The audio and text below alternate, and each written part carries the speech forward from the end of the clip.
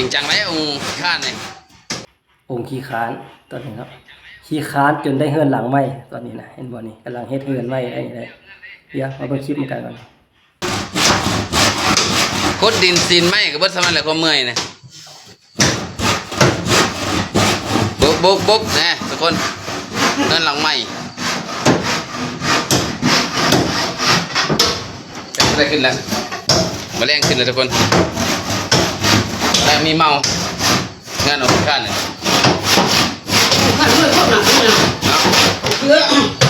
ข้านเท่าไหร่วะข้านอะไรจะมีเขากินข้านอะไรจะได้เงินเนี่ยข้านแบบไรวะเอาไปจากข้านไปนะมีคนมาเฮ็ดให้นี่แท้ของแท้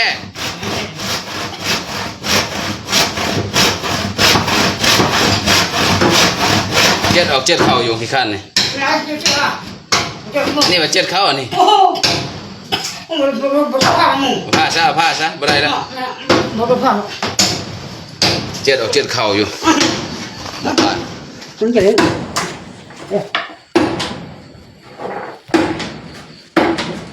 สินแสเพิ่นอ้อยพอดีถ้าเคยเพิ่นกำลังเฮ็ดประตูทุกอย่างใส่ผ้าทุกคนเลยมีตัดกับบ่คักบ่แน่หรือมีตัดก็ได้มีตัดกับบ่เข้าเปลี่ยนลายไปวะไม่แดงได้ขึ้นแล้วนี่อันนี้เฮือนหลังเก่าอันนี้นะเฮือนหลังเก่าเราสิเฮ็ดคันใดไปนี้ไว้เฮ็ดเฮือนไฟเลยเฮือนครัวเลยอย่างนี้อันนี้ก็เป็นเฮือนนอนนี่2ห้องเนาะอันนี้ห้ององค์ขี้ข้านอันนี้ห้องของลูกสาวก็บ่เคยเวลาเขามายามอันนั้นลูกสาวยังผู้นึงอยู่พุ่นลองได้ปึ๊ดได้ปึ๊ดระบายนาแดนยิงมาเท่านอกไหนนี่เขาก็จะเข้าเลยทางเฮ็ดประตูใช้เข้าเลยจะเมื่อกินข้าวนี่หิวข้าวเลยใช่ไหมต้องติดเลยคะแนนเลย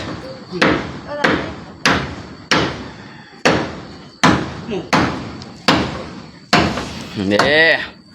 กะพวกของอยู่4 คูณ 5ทางนี้5ทางนั้น4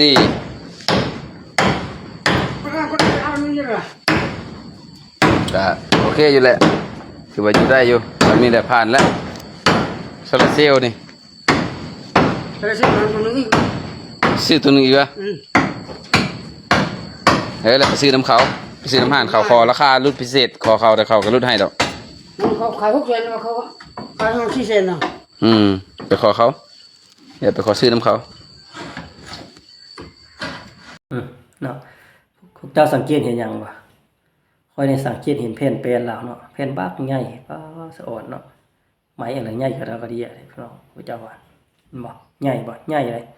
แผ่นแปลนเฮือนแล้วนะแผ่นฝามันนะตัวตากำลังเลื่อยอย่างกันบักใหญ่เนาะมันน่าจะเป็นไม้หิ้งหรือไม้อย่างเนาะคือมันใหญ่ขนาดพอถ้ามีเครื่องไม้เครื่องมือเนาะเฮ็ดดีๆนี่คือสิงามเนาะเอามากบคักๆใส่เครื่องมือซื้อเครื่องมือมาใส่เนาะค่อยว่างามที่สุดละเฮ็ดเฮือนนี่ถึงมันน้อยก็ยากแต่ว่าเฮ็ดให้มันงามๆเลยเนาะ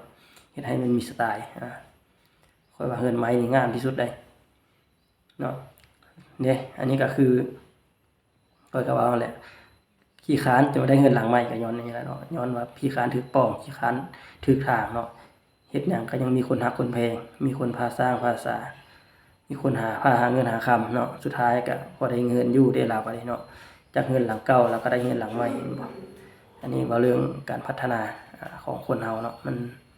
ขี้ค้านอยู่แต่ว่ามีคนพาเฮ็ดพาหามันก็บ่ค้านมันบ่ฉะนั้นคนเฮามันอยู่ที่การพัฒนาการรู้การหาเนาะ